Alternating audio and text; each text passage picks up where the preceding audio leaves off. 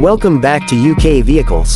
Today we're taking a closer look at the 2026 Ferrari 812 GT, a car that takes the grand touring idea and pushes it into something sharper, louder and a bit more focused than the models that came before it. If you've followed this lineup over the years, you already know it's built around power and drama, but this new version feels like it's been tightened in all the right places. Let's start with the exterior because that's the first thing that hits you. The car looks long, low and clean, with bodywork that feels sculpted rather than decorated. The front end has a wide stance and a grille that almost seems to sit flush with the body. The headlights are slimmer than before and look like they're set deeper inside the fenders, which gives the car a more serious expression. The bonnet stretches out with smooth channels that help move air cleanly over the car, and the sharper crease lines along the sides give it a bit more muscle without going over the top. Along the rear, the taillights sit in twin circular housings that feel like a callback, but the shape around them is more modern. The diffuser is bigger and more purposeful.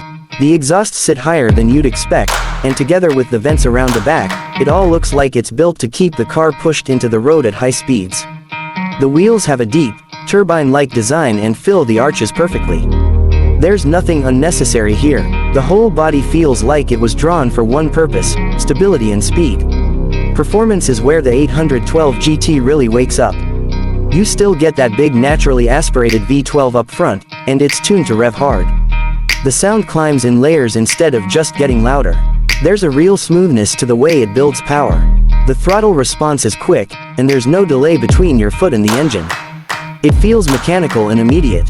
The steering has been adjusted so it feels a bit heavier on center, which gives you more confidence at higher speeds. Turn-in feels precise, and once the front end bites, the rest of the car follows without any drama.